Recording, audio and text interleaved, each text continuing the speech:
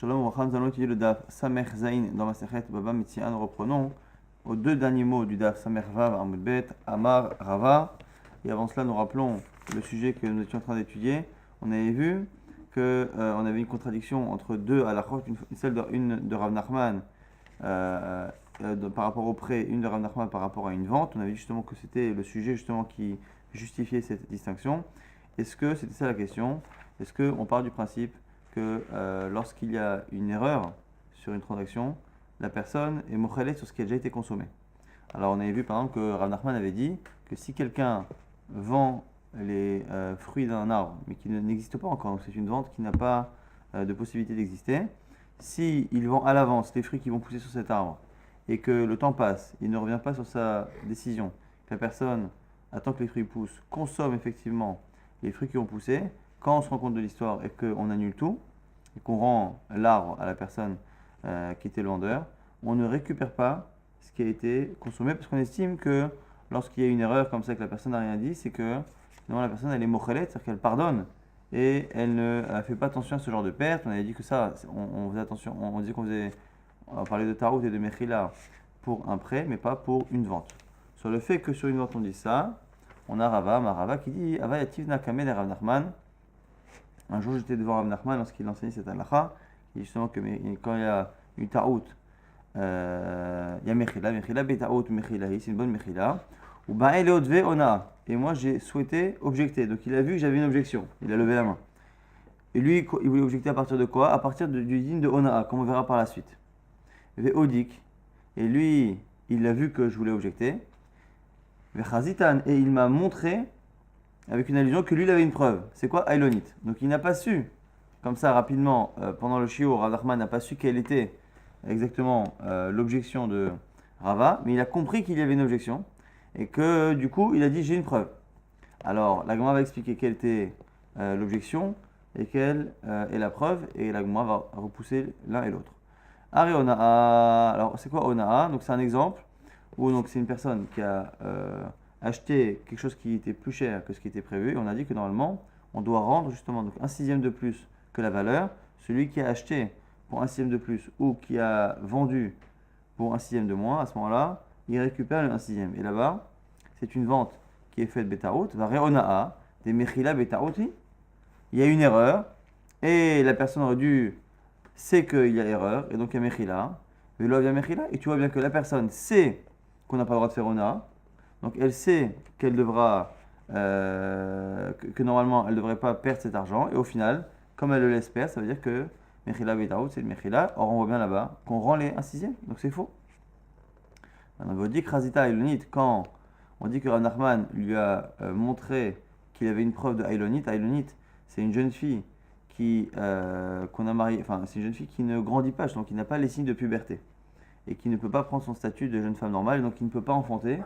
Et normalement, cette femme-là ne peut pas se marier qu'Adat Vekadin. En tout cas, lorsque la personne a épousé une jeune fille en pensant qu'elle allait atteindre sa majorité, sa puberté, et que finalement elle a Ailonite, finalement on annule le mariage. Vous dites que Chazita de Ailonite, Ari Ailonite. Ailonite est Mechila Betaout, c'est Mechila Betaout, vient Mechila, et c'est une bonne Mechila. Pourquoi? Dites Nan, on dit là-bas.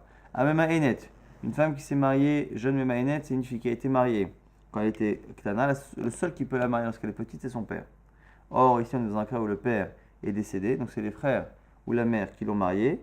Comme ça n'a pas de valeur de Torah, la fille, lorsqu'elle grandit, peut annuler le mariage rétroactivement. Veshenia, lorsque quelqu'un épouse une femme qui lui est interdite, Midera Banan.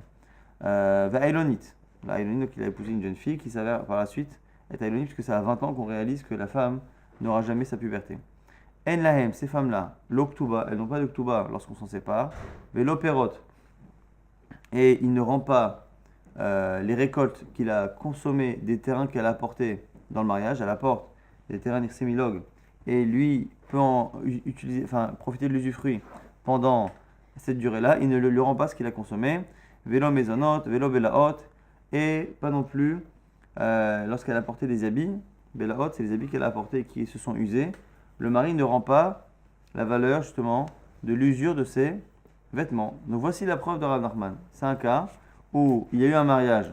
Ce mariage a été betaout, a été fait de manière, a été fait par erreur, parce que finalement, si on avait su dès le départ qu'elle était élonite, il n'y aurait pas eu ce mariage. Donc on a fait ce mariage en pensant que. Et le mari consomme les récoltes, utilise les vêtements et ainsi de suite que la femme apporte. Et à la fin, quand on voit que tout est annulé, on voit que la femme ne récupère pas ce que le mari a utilisé. Donc c'est la preuve de Rav Nachman que lorsqu'il y a Mechila Betaout, qui a une erreur dans une transaction, la personne est Mochelet, elle est Mochelet, ça fonctionne. Et la preuve, encore une fois, contre cela de Rava, c'est dans Onaa, on a vu que lorsque quelqu'un achète pour plus d'un sixième ou vend pour moins d'un sixième par rapport à la valeur, on demande de rendre. Alors l'Agma dit Vélohi, et finalement ni l'un ni l'autre ne sont ni une preuve ni objection. Pourquoi?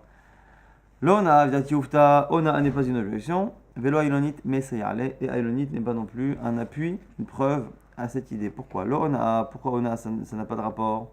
Parce que Loyada, des Ite Ona, les Machid Gabé, même si quelqu'un sait qu'on n'a pas le droit de vendre ou d'acheter à plus d'un sixième, le problème c'est qu'au moment de l'achat, il ne sait pas que l'objet vaut plus ou moins d'un sixième par rapport à la vraie valeur. Donc en fait, ce qui se passe ici, c'est que même si on sait que c'est interdit, dans le cas de Rav Nachman, c'est quelqu'un qui vend les fruits d'un arbre qui n'existe pas. Donc c'est une vente qui, dès le départ, la personne sait que la vente n'a pas de sens, elle ne fonctionne pas. Mais là, dans notre cas, même si on sait qu'on n'a pas le droit de faire Ona, forcément, s'il y a Ona, c'est qu'il y en a un des deux qui ne savait pas qu'on était en train de lui vendre ou de lui acheter pour une différence de valeur de plus d'un sixième. Donc du coup, c'est pas une preuve. Et Ailonite, le cas de la jeune fille qui finalement n'a pas eu sa puberté, n'est pas non plus une preuve parce que pour qu'on puisse parler de Mechila, il faut que la personne soit au courant du problème et que ce soit une personne qui a priori ait toutes les raisons de ne pas vouloir que la vente se fasse et malgré cela, elle continue de laisser la personne consommer. Mais là ici, pourquoi des Nichala, des typok alashma de ishut. Là-bas c'est spécial dans la Ailonite. La Ailonite, pourquoi là-bas elle ne récupère pas son argent? C'est parce que elle, petite, même si elle savait dès le départ qu'elle était Ailonite, elle aurait préféré être mariée, comme ça au moins on va dire qu'elle est normale, qu'elle est mariée, ainsi de suite. Et donc du coup là-bas elle a un avantage à être mariée. Et donc c'est la raison pour laquelle elle ne récupère pas ses pérotes et bélaot. Mais dans un cas normal d'une vente, Rav Nachman continue de dire, sans a priori sans objection et sans preuve en tout cas, que finalement lorsqu'il y a une vente et qu'il y a une erreur sur la vente et que la personne le sait dès le départ, normalement il y a Mechila Betaot qui est une bonne Mechila selon Rav Nachman. On va nous rapporter une petite histoire. C'est une femme qui a dit à quelqu'un Zil Zeveni Ara Mikrivai. Va s'il te plaît, achète-moi le terrain qui appartient à un de mes proches, à mon cousin. Donc va voir mon cousin et achète son terrain pour moi s'il te plaît. Azal Zavanle, il est parti effectivement. Et à ce moment-là, le fameux cousin, donc le vendeur, Amarle lui dit Ia vous les ouzez. Mais Adrat la Niali, dis-moi, ok, je veux bien te le vendre pour ma cousine, mais si je récupère de l'argent, là je suis dans le besoin, mais si demain j'ai de l'argent, on est d'accord que je le récupère. Réponse de l'intermédiaire entre les deux cousins, Amarle lui dit At Venavla Ache. Écoutez, toi et Navla, c'est le nom de la femme, vous êtes frères, vous êtes la même famille quoi. Débrouillez-vous en gros, évidemment qu'elle acceptera de te rendre le terrain si effectivement tu retrouves un peu de liquidité. Maraba, donc qu'est-ce qu'on fait dans ce cas-là? Maraba, Avarvaruna, Kol At Venavlache, tout ce genre d'expression où il dit voilà, dans tous les cas, vous êtes frères, ça sous-entend que finalement justement, oui, et du coup, Samcha Da'ate, le vendeur a compté sur cette phrase pour ne vendre qu'à la condition qu'on puisse lui permettre de le racheter dans le cas où il a de l'argent. Et du coup, il n'y a pas de kinyan autrement qu'avec cette condition. Donc du coup, on est en train de nous expliquer que si cette expression-là de confiance est une manière de dire oui à la condition.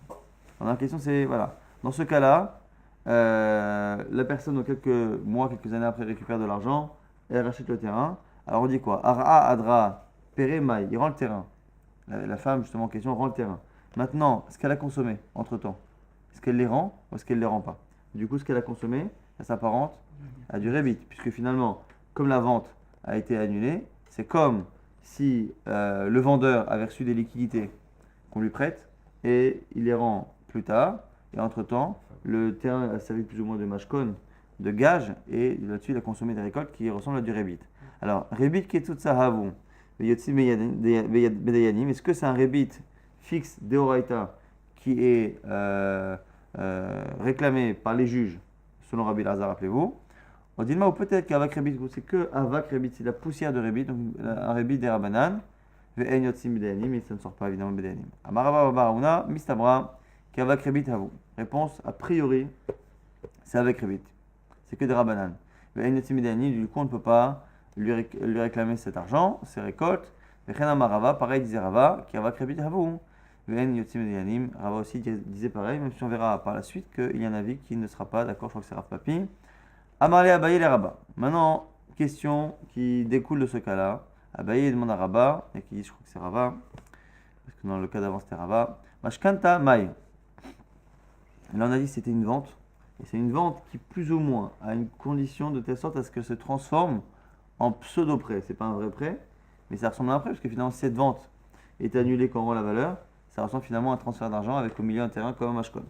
Maintenant, la question est, dans un vrai cas de mashkon.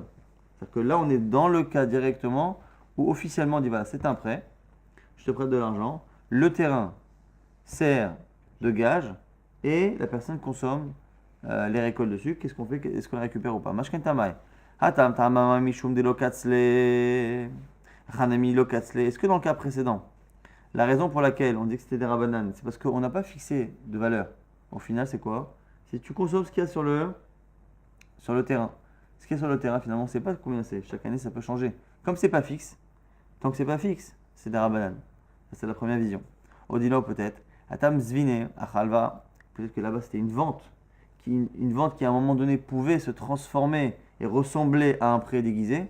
Alors que chez nous, on est dans un prêt classique. Rappelez-vous, encore une fois, les deux raisons pour lesquelles on passe d'un prêt de la Torah, d'un rébit de la Torah à un rébit des rabanan, c'est dans un prêt, c'est de la Torah. Dans une vente, c'est des rabanan. Lorsque on a, même dans un prêt, un rébit qui est fixé d'avance, à ce moment-là, c'est de Raïta. Le même rébit, lorsqu'il n'est pas fixé d'avance et qu'il est justement, il peut fluctuer, à ce moment-là, c'est bien des rabanan. Et donc, du coup, la question, c'est dans le cas précédent. Qu'est-ce qui a fait que ça va rébit et qu'on ne récupère pas? Est-ce que c'est le fait que ce soit pas fixe ou est-ce que le fait que ce soit une vente? L'un ou l'autre, la Gemara dit à Marley, Atam, Ta'ama, Mai, Mishum de Lokatzle. Donc réponse de Rabat, ou de Rava selon certains. Là-bas, c'est parce que c'était pas fixé d'avance. Chez nous non plus, c'est pas fixé d'avance. Et donc, du coup, on ne récupère pas. Donc, ce qu'on apprendra ici, c'est que pour l'instant, selon Rava et Rabat, à la fois dans une vente qui se déguise plus ou moins en prêt, et à la fois dans un vrai prêt, si la personne a consommé les récoltes de ce qui s'avère être un gage, puisque finalement, c'est pas fixe, on ne sait pas combien la personne consommera pendant ces années-là. À ce moment-là, ce n'est que avec Rebit, donc c'est des Rabanan, et donc du coup on ne récupère pas cela par les Daïm. Amar Rav Papi qui vient s'opposer au din de base dans la vente, il vient dire quoi? Avad Ravina Ouda, que Ravina a une fois tranché la lacha et appliqué la lacha, Rachiv et Apek Pere, et il a récupéré les récoltes. Delo Keraba Baravuna, ce qui évidemment, comme nous dit la Gemara, n'est pas conforme à l'avis de Rabba Baravuna. Maintenant, Amar Marbere de Rav Yosef Mishmei de Rava. Au nom de Rava, on rapporte une halakha. Aïe Mashkanta Be'atra Demsalken. Donc maintenant, on a Mashkanta. Mashkanta, donc c'est ce gage. La personne prête de l'argent et entre-temps, on lui laisse un terrain comme gage. Be'atra Demsalken, c'est. On a plusieurs minagim. Des minagim où la personne peut récupérer le terrain. C'est-à-dire qu'une fois que la personne a consommé les pérotes, on dit normalement ce qu'elle consomme, c'est du rébit. Donc c'est un problème, parce qu'on va le récupérer, pas récupérer. Mais il y a des villes dans lesquelles le minax c'était quoi? C'est que la personne prête de l'argent, mais si entre le moment où elle prête, où elle emprunte et le moment où elle rembourse, la personne a consommé sur le terrain l'équivalent de la valeur du prêt, on estime que ce que le prêteur a consommé sur le terrain fait office de remboursement, et donc à un moment donné, l'emprunteur peut venir voir son créancier et dire voilà, ça y est, tu t'es remboursé sur mon terrain, va-t'en, et shalom à Israël. Donc du coup, quand c'est le minag ainsi, qu'est-ce qu'on fait? Dès qu'il a consommé la valeur des ouzim de l'argent emprunté, Misal Kinan, on l'éjecte du terrain. Mais par contre, s'il a consommé plus, l'omab kinaminé, on ne peut pas récupérer ce surplus, puisque ce surplus maintenant s'apparente à un rébit, mais un rébit des rabanan, qu'on ne récupère pas au Bedi. Velo mechashvinan mishtara lishtara, et on ne peut pas utiliser ce surplus pour le transposer sur une autre dette. Imaginons que la personne qui a prêté de l'argent et qui est sur le terrain qui consomme devait par ailleurs de l'argent à cette personne-là propriétaire du terrain. Donc le type, il dit voilà, tu as consommé là en 2 ans, tu t'es remboursé sur mon terrain. Maintenant, tu es resté 3 mois de plus. Les 3 mois de plus, ça va servir en même temps pour rembourser mes crédits. Donc c'est l'autre dette que le propriétaire du terrain a. Ça va servir de remboursement en même temps sur l'autre dette que j'ai. La Gemara dit non, ça ne fonctionne pas comme ça. Ce qu'il a pris pendant les 2 ans, ce qui correspond au kéren, au capital du prêt, ça effectivement c'est un remboursement parce que c'est le minag. Ce qui est en plus, c'est officiellement du rebit. Donc c'était interdit et on ne peut pas le récupérer et on ne peut pas l'utiliser pour déduire une dette que la personne avait par ailleurs. Bediatme, maintenant petite nuance, lorsqu'on a affaire à des yitomim, à des orphelins, et donc ici ce sont les orphelins qui sont concernés, achal shiur zuzeh, mais celle qui n'en donc dès que la personne a consommé sur le terrain, on l'éjecte, achal tfe mafkinan mine, s'il a consommé plus, on récupère, mechashvinan mishtara, l'ishtara, et si les enfants, par l'intermédiaire de leur père, avaient une autre dette par rapport à cette personne, on peut utiliser ce que la personne a consommé en plus comme déduction de cette dette qu'ils avaient par ailleurs. Donc ça fait partie des halachot où on a tendance à défendre justement les orphelins qui ne peuvent pas eux-mêmes se défendre et expliquer et prouver que leur père a fait, a dit, a remboursé. Amar Ravashi, Ravashi maintenant objecte. Il dit attends, c'est problématique ce que tu dis. À partir du moment où tu estimes que dès que l'on dépasse un certain temps, c'est-à-dire qu'on dépasse la consommation sur le terrain qui correspond au capital de ce qui a été prêté. À partir du moment où quand on dépasse, on ne peut pas récupérer. C'est-à-dire que tu estimes que la consommation de ce terrain, c'est du rebit, et du rebit des rabanan, parce que tu ne peux pas les récupérer. Si c'est du rebit des rabanan, comment tu as pu compter ça depuis le départ comme étant le capital? Tout est du rebit finalement. Je ne comprends pas non plus comment tu peux l'éjecter du terrain en comptant qu'il a remboursé alors que finalement tout ça c'est du rebit. Maïta'ama. C'est louké velozouze. Apouké minehu. Veave avak rebit. Avak rebit et nayot abdeanim. C'est un problème. C'est qu'au final, ici, ce qu'il a consommé, ça continue d'être du avak rebit. Donc on ne peut pas le récupérer. Et donc quand ça sort pas Vedadim, on ne peut pas le récupérer. Et donc du coup, lorsque on veut faire sortir cette personne-là, il faut rembourser le prêt et tout ce qui a été consommé à la limite est perdu. Au passage, Avad Ravashi Ovda, Bitomim, Ktanim, Kekdolim. Ravashi a appliqué cette halakha et non seulement pour des adultes, mais même pour des Yitomim, des enfants. Il leur a appliqué comme la halakha des adultes, donc très strict. Amar Rava, maintenant, Bered Ravio, Issaef Mishme de Rava, toujours une halakha au nom de Rava. Hay Mashkanta Beatra Demsalke.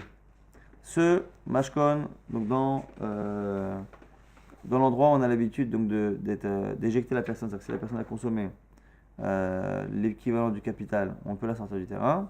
L'onichol est là, ben chayta. Alors comment on compte? La Gemara nous propose de dire qu'on compte en fonction d'un forfait.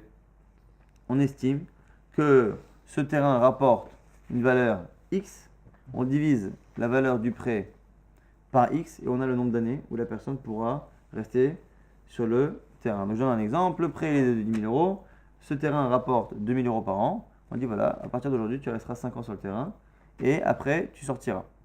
Donc, l'onichol la minchaita. Mais tsurba midarabanan et un tamid chacham. Tsurba midarabanan, c'est même un jeune tamid chacham qui, normalement, lui, doit se comporter de manière particulière. Nous dit Rachid, doit être mitkadesh. Mais Moutalo, il doit se sanctifier, c'est-à-dire se séparer en faisant des choses qui sont même autorisées aux autres, mais que lui doit s'interdire pour montrer l'exemple et que les gens, justement, s'éloignent de tout ce qui peut ressembler à du rebit.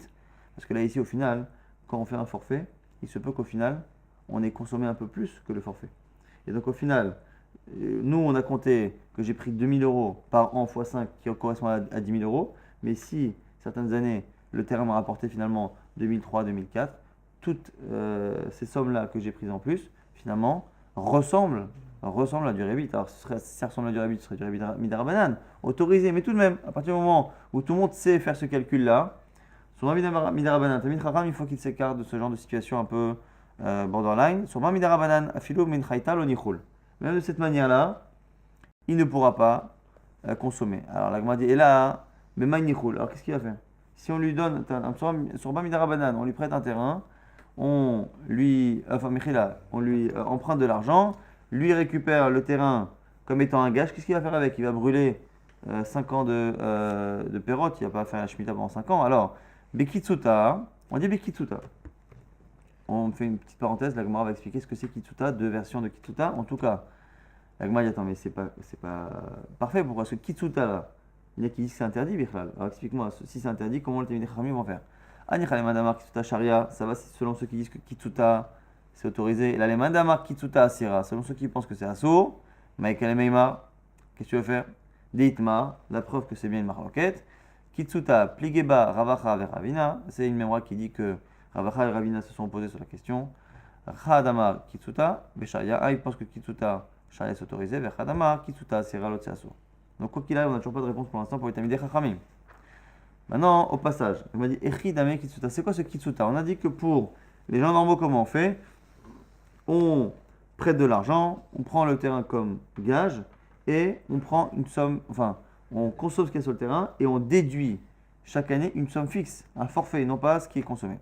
Echidame Kitsuta. Première version de Kitsuta, de Amarle lui a dit Atramesh Shanim Achina la Belo Nechaita. Pendant les 5 premières années, je consomme et on ne déduit rien. Mikan ve'elach, à partir de là, Shaiminan lach kulhu pere. Je vais te compter et déduire du prêt ce que je consomme pour de bon. Donc il y a deux différences. C'est que jusqu'à présent, on parlait d'un forfait. Là, on ne parle pas d'un forfait. On parle de valeur réelle, en frais réels, valeur réelle. Mais valeur réelle à partir de la 5e année. Et en attendant, le prêteur consomme gratuitement des pérottes. Alors, on a vu que c'était une marloquette, interdit ou autorisé. Celui qui est interdit, on comprend tout à fait pourquoi. Parce que autant après 5 ans, il va consommer, et il va déduire ce qu'il a réellement consommé du prêt. Et donc à la fin, on pourra arriver, disons qu'il arrive au centime, à ce qu'il a prêté, il le récupère sur le terrain. Le seul problème, c'est ce qu'il aura consommé les 5 premières années. Et qui n'est déduit de rien dans le prêt.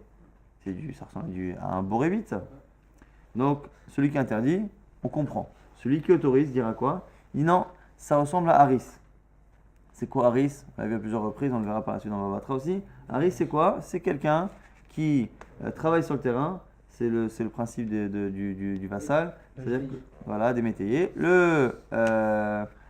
Quelqu'un est propriétaire d'un terrain, il ne peut pas forcément s'en occuper. Il laisse quelqu'un travailler sur le terrain. Et celui qui travaille sur le terrain prend une part et il reverse une partie au propriétaire. Et là, ici, on a l'impression que c'est un peu cela, puisque finalement, le fait qu'on partage en deux, parce que quand on disait qu'on partageait, souvent c'était comme ça. 5 premières années pour moi, 5 premières années pour toi le propriétaire.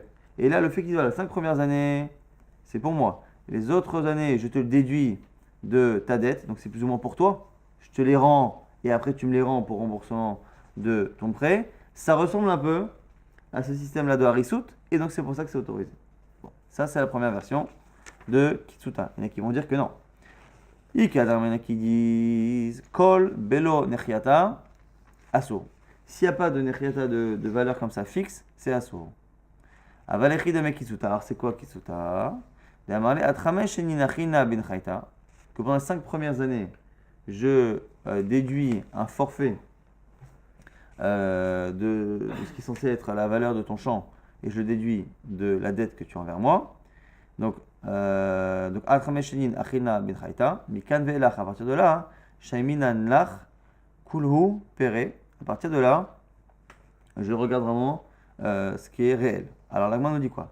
Mande asabeka maïta, celui qui interdit le cas d'avant, parce que le cas d'avant, ça ressemblait vraiment à du rébit, parce qu'il y avait à un moment donné une partie que la personne consommait et qui n'était déduit en rien. Là, on déduit les premières années en valeur forfaitaire et après en valeur fixe. Mais à la fin, quoi qu'il arrive, on déduit. Il n'arrivera pas normalement à une situation où il consomme plus que ce qu'il a prêté.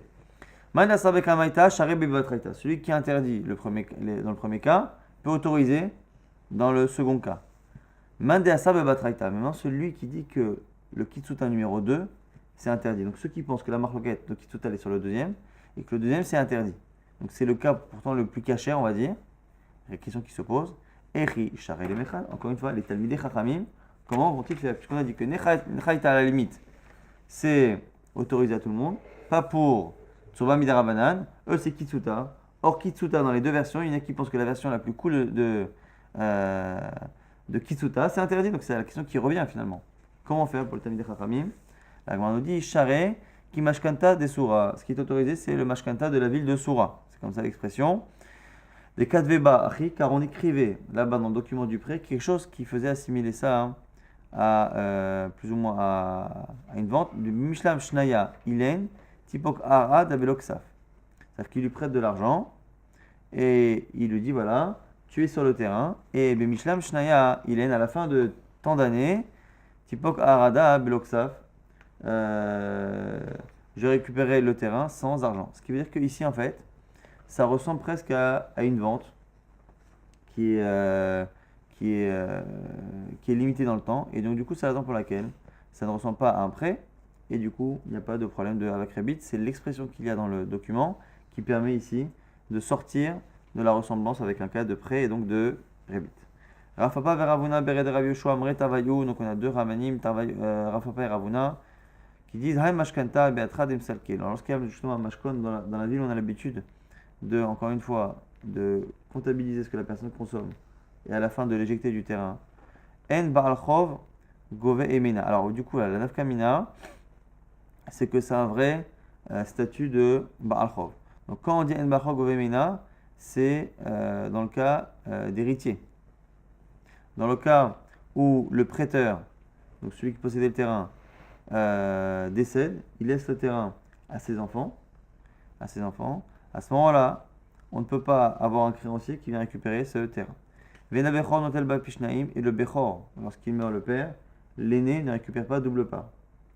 Encore une fois, la double part, c'est quoi? C'est marqué dans la Torah que l'aîné, garçon, prendra pishnaim bechol hashaim matzelo, dans tout ce qui se trouve en la possession du père. Et donc, il faut que ce qui se partage, et donc quand on dit par double, c'est-à-dire que s'il y a deux frères, on divise en trois, et on donne deux à l'un.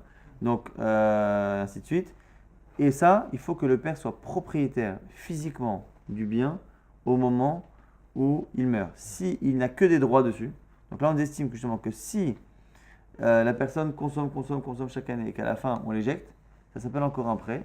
Si c'est un prêt, c'est-à-dire que lui n'est pas propriétaire du terrain, c'est juste un gage qu'il a, et un gage n'étant pas sans possession, il va le transmettre à ses enfants lorsqu'il va mourir, parce que ses enfants continueront d'avoir ce droit de gage et ce droit de consommer et de se rembourser sur le terrain, mais ça n'aura en rien le statut d'un terrain qui appartient au père, et donc un créancier ne pourra pas récupérer, un bechor, l'aîné s'il meurt ne pourra pas récupérer double part, ou shverit meshamitata, et si la shverit, l'année, la 7e année qui annule les prêts arrive, elle annule ce droit qu'il a sur le terrain, puisqu'encore une fois, on est dans le cadre d'un gage, et donc dans le cadre d'un prêt. Batra de l'homme salké. Mais dans un terrain dans une région où on n'a pas l'habitude justement de rembourser, de faire sortir la personne, on estime finalement que c'est comme une vente. Et si c'est une vente, c'est-à-dire que ça appartient, le terrain appartient finalement à la personne. Donc, le Baal Chov, un créancier pourrait le récupérer. S'il meurt, il prend double part.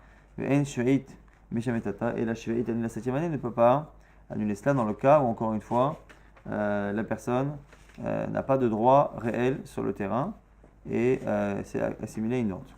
Amar Marzoutra Mishmei de Rafapa, on dit Meshkanta Beatra de Msalke. Donc, encore une fois, ce mashkon, ce terrain qui est mashkon dans une région, on a l'habitude d'utiliser l'usufruit du terrain comme remboursement pour éjecter après la personne.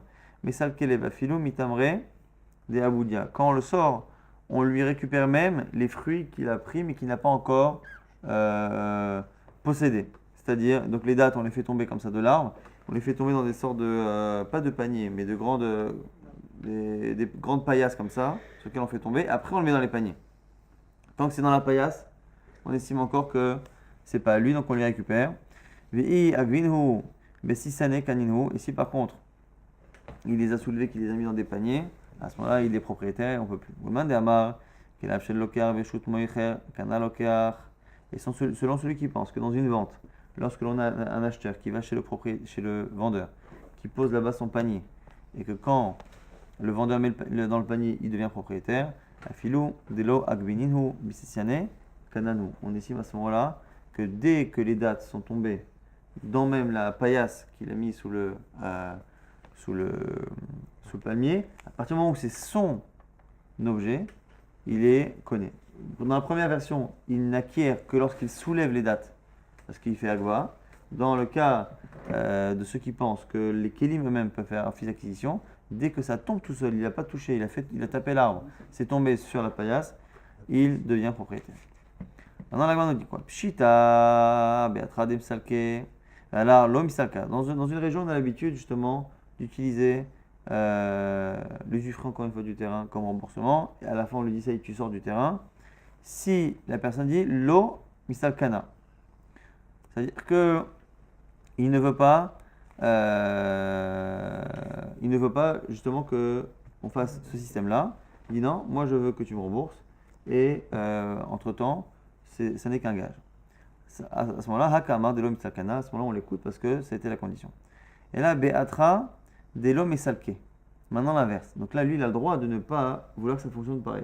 Maintenant, lorsqu'il s'engage à l'oral sur quelque chose qui peut le perdre, c'est-à-dire que on est dans une région où en général on ne fait pas ce fonctionnement-là, et Amar, Mistalkana. Et maintenant il dit oui, voilà, si tu veux, même si c'est pas l'habitude ici, je te prête de l'argent, entre-temps je garde ton terrain comme gage, et le jour où tu estimes que j'ai pris les loyers ou l'usufruit qui correspond au capital de ce que je t'ai prêté, tu peux me faire sortir de la maison du jour au lendemain. Est-ce que lorsqu'il s'engage à l'oral, ça fonctionne ou est-ce qu'il faut qu'il fasse un kinyan, un geste qui montre vraiment, avec un kinyan souda, quelque chose qui fait qu'il montre qu'il s'engage, maï. Tsarech nimikna mine, est-ce qu'il faut un kinyan olo? Rafapa amar lo tsarech nimikna mine, Rafapa il pense qu'il n'y a pas besoin. Rafeshet berederav idi amar tsarech nimikna mine, lui il pense que oui il faut. Veicheta il alacha et que tsarech nimikna mine, il faut un kinyan. Maintenant, amar izil vaitezouze lo achil. Dans un cas, on a l'habitude effectivement d'éjecter la personne quand elle arrive à la fin, ou même si avant la fin qu'on a l'argent, on l'éjecte. Que se passe-t-il si maintenant l'emprunteur, propriétaire du terrain, lui dit voilà, écoute, à partir de maintenant, arrête de toucher à mon terrain, je vais chercher l'argent, j'arrive. Alors, nous dit c'est la Gemara, il n'a pas le droit d'utiliser, de profiter du terrain. S'il lui dit par contre, Izil ve etrach ve aitezouzé, je vais chercher et trouver des fonds pour te rembourser et te sortir du terrain. Comme il n'a pas dit qu'il allait le faire de manière certaine, Ravina Amar Achil, Ravina pense que ça y est, l'autre il peut encore rester sur le terrain, profiter.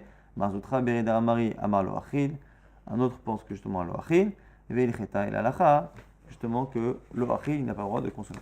On va avoir la chance aujourd'hui de pouvoir un peu résumer ce qu'on a vu dans ce DAF.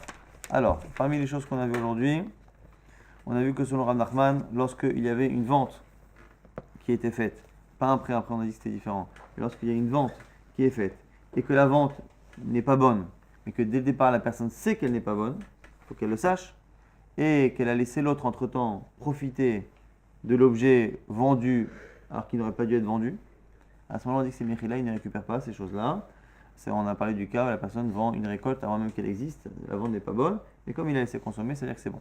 Par contre, dans un cas du prêt, on a dit que non, c'était interdit parce que ça pouvait ressembler à du rébit, et on avait apporté des objections et des preuves qui finalement n'en étaient pas dans Onaa et dans Aïlonit. Pourquoi? Parce que là-bas, à chaque fois, hein, la personne ne savait pas que l'objet avait plus de valeur ou moins de valeur que ce qu'on lui proposait, et dans le cas d'Aïlonit, là-bas, elle avait un avantage particulier de vouloir se marier, même si elle savait qu'elle était Aïlonit, elle n'aurait pas annulé le mariage.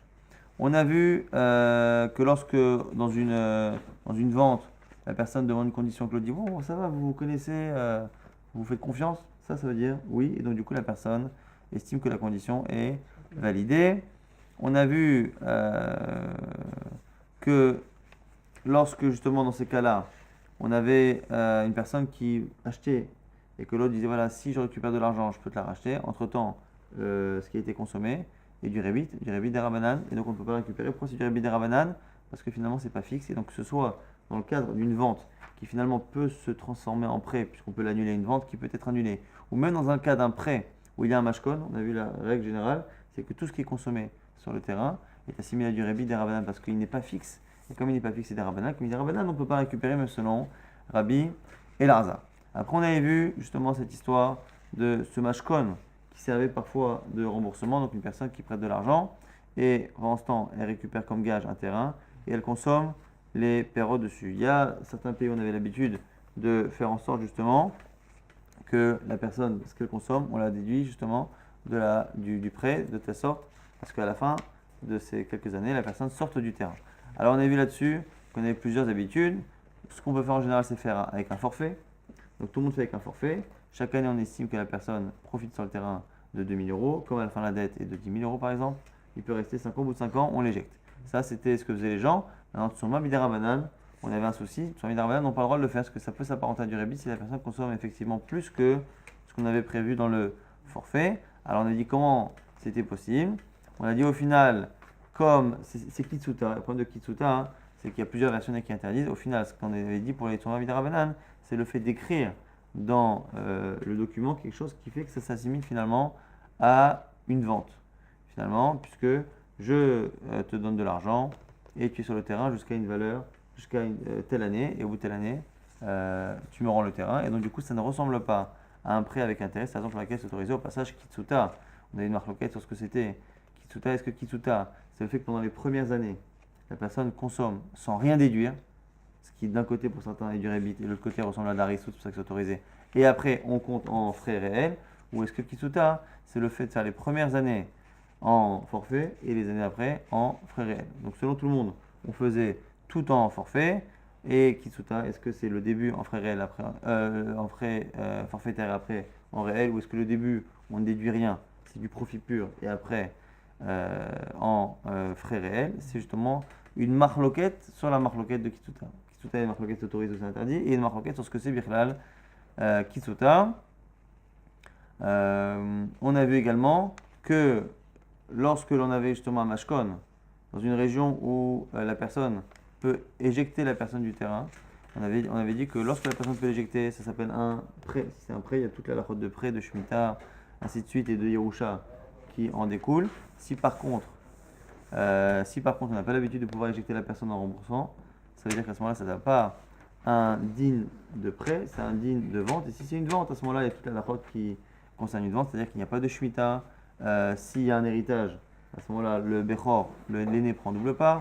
Et s'il y a un créancier qui vient récupérer, le créancier peut récupérer puisque l'objet est censé appartenir à la personne qui possède le mashkon, puisqu'ici on est dans le cadre de quelque chose qui ressemble à une vente. Après, on a vu au passage d'une marloquette, est-ce que les kelim, les ustensiles d'un acheteur acquiert à sa place où il faut qu'il soulève la chose. Nafkamina, par exemple, lorsqu'on va récupérer le terrain de quelqu'un, on ne récupère pas les fruits qu'il possède.